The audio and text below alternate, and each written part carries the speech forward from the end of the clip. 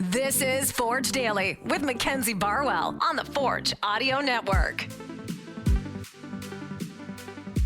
Forge fans, welcome back to another episode of Forge Daily. I'm your host, Mackenzie Barwell, here to give you all things Forge FC. Today is August 23rd, 2023. We are halfway through the week now, but Forge will have just one more day here at Tim Hortons Field before they leave for Ottawa on Friday.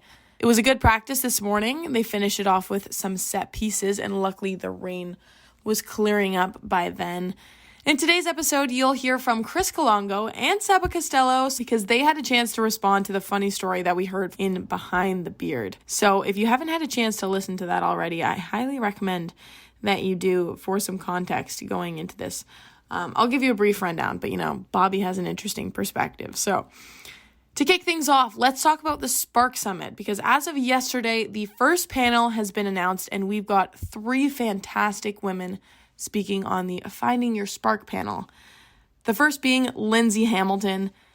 Let me tell you, when I found this out, I was so excited. I wish I could show you the visual of my reaction, because as a student at McMaster, having her as a mentor throughout the past couple years has been incredible. And I think that really just goes to show the impact that she's made, not only, as a mentor to young women around Ontario, but also within Hamilton specifically. I'll share a personal anecdote before I get to her very, very long resume. But when applying to my first in-game hosting position at McMaster, she actually had commented on the posting saying, if you're interested in getting into sport media, this would be a great way to do it. I applied to the job, got it, and now I'm here. And a big part of that was, following her advice and watching her grow in my youth as well. So I'm just so excited to hear what she has to say. Lindsay joined TSN in September of 2016. She's currently an anchor for SportsCenter. She actually started working in broadcasting at a very, very young age. She became the first host of Family Channel in 2008.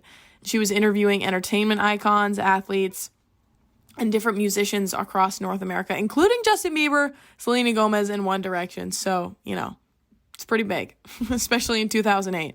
Since then, Lindsay has focused more on sports, though, eventually working with the Maple Leaf Sports Entertainment Company, and now with TSN covering major events, including the Masters and most recently, the Women's World Cup. Next, we have yet another icon in the sports industry, Ms. Karen Volden. She is the Vice President of Production for Uninterrupted Canada. It's actually a division of LeBron James's sport media company. Karen has also helped produce Sync, which is a documentary on Christine Sinclair, Black Ice, Anything is Possible, and Parlay, which is a Fred Van Vliet story. Not to mention, prior to her time at Uninterrupted Canada, Karen was a senior manager at Rogers Sportsnet. So far, we've got no lack of experience. And last but not least, Patrice Whiffen will be joining us. And as I promised yesterday, I got to speak to one of the panelists, and it was Patrice. So nice of her to stop by and make the time. She shared her experience and why she's so excited to be a part of an event like the Spark Summit. And I figured, she explains her own story the best. So I will let her do so. Here was the chat that we had. Okay, we're on the record now. Yeah. Patrice! Okay, first things first. Can you give us a brief rundown as to what your role is now? Obviously, you're working with the Ticats, but we've just been talking, and the way that you got here has not really been a traditional path. So what are you doing now? How did you get there? How much time do we have? Okay, so to kind of summarize, I'm an entrepreneur. That's the easiest way to describe what I do. I think that when I was starting out in my career, I really didn't know what an entrepreneur was, what that meant, and that you could actually really shape your own career that way. So traditionally speaking, I thought I would be in the corporate space, getting, a job and collecting a paycheck every 2 weeks and kind of building a career that way. I definitely took a little bit of a turn back when I was still in school and started my own business, a marketing and events boutique firm, Patrice Whiffen Marketing and Events. I know, not the most creative name, but in fairness, when I started in 2008, I really didn't think it was going to become what it is today. Flash forward 15 plus years later, I didn't think that it would work or stick the way that it did. But I own this marketing and events boutique firm. I have a team of incredibly powerful women who work alongside me within this space. I teach at the college level for 3 different colleges within Ontario. I love giving back to students and sharing my stories from the event and marketing space, and kind of helping to shape the next generation and provide examples that I feel as though they don't get in textbooks. I mean, textbook material is obviously very important, theory is very important, but providing those real world experiences is something that I really enjoy doing. And that's not just, hey, this went really well. It's also, hey, this didn't go really well. Learn from my mistake, do it differently, look at things differently, and kind of improve in a certain way. Yeah. In that sense. So the marketing events company, the teaching space, and then I also have a media background. I started in media back in 2007 with the local television station in the city that I was going to school in, London. And that sort of really organically built into a media career that I loved and I still continue to do on a freelance basis today, with the Ticats, sometimes at the Forge, filling in for you, that sort of stuff. But that sort of was the first stepping stone to, okay, maybe I can kind of pile a bunch of things that I really love together and make that a career. And sure, it's not an easy to describe, like, well, I'm a lawyer or I'm a doctor or I'm a, the job title's a bit complicated for sure. And I feel like that's why I just say entrepreneur. That's kind of all encompassing. Totally. But then when we get into the nitty gritty, that there's some other things there that I work with. But I feel really, really privileged and very honored that I get to work with the brands that I work with within the sport and entertainment landscape that I've built, over the last 15 years of my career, 15 plus, I guess now. And it's been quite a journey, but not one that I ever saw in like a blueprint that I could just copy. It's definitely been something that I've sort of done my own way. Some things have worked, and obviously, I'm happy to share those great things that have worked, but also there's a lot of things that haven't worked, and I've had to bob and weave accordingly. So just know that, careers are really cool and really fun and a lot of work, but they don't have to be as cookie cutter as maybe sometimes we believe. We can pave our own way. We can, do things that are exciting to us and interesting to us and sort of cobble together a bunch of different things to build that career that you're passionate about. Patrice, I don't even know where to start now. I can see why you were like, how much time do we have? It's cool to see, like you said, that it's not only untraditional, but you're also willing and open to talk about the things that didn't work out because it's led you to this point now. For sure. So this is the first year that you'll be partaking in the Spark Summit. Yeah. Obviously, it is a space for women in the industry to come together, network and connect on a level that I feel like that we all just kind of understand. There's a mutual understanding of what it's like to be a woman in the industry. Now that you're a part of it, can you talk about the importance of an event like this? I think having women support other women is so important, and not just saying, oh, I support other women, but actually practicing actually acting in that space. It's hard enough for a woman to make it in a predominantly male space to begin with, but it's even harder if we don't have allies within the sports space or the entertainment space, wherever you're at, to help kind of guide you along, to be that champion for you, to share, again, their successes, but also their failures so that you're able to learn from them. I think it's so important, again, not only to just like say that, but actually embody that. And so that's something that is really important to me. I mean, within my own company, it's all females working for me. And I love the energy that they bring and the skill sets that they are able to share in. And it's better.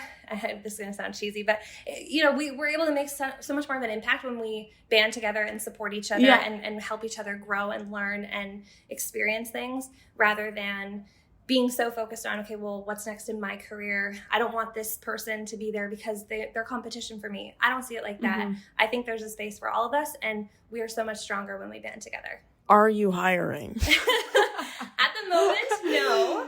But you never know. You never know. There might be opportunities. Yeah. We're always kind of growing and evolving and changing. So I really appreciate you saying that, we're stronger when we band together, because I think there is this misconception that, it's everyone for themselves, and the sports industry naturally is a competitive space to be in.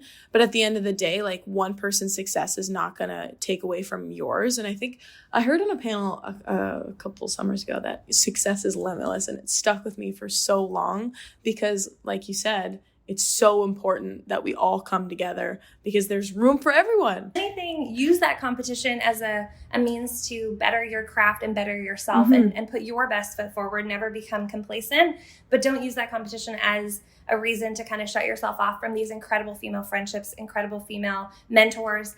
All that sort of stuff I think is so important to advancing your career. And I have some incredible female mentors that I would not be where I want to be without them. And I think it's important to, again, give back to that next generation of female workers within the sport world. Patrice, thank you so much. We are so excited to have you. I am very pumped. Thank you so much.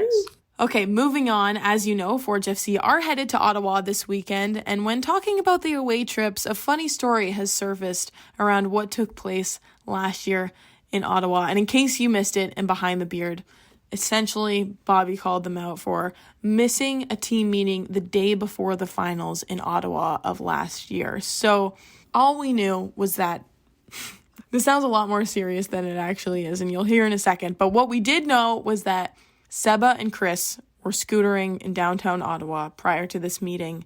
Seba ends up getting to the meeting on time. Chris, not so much. And we were under the impression that Seba Castello left Chris Kalongo out to dry, just ditched him.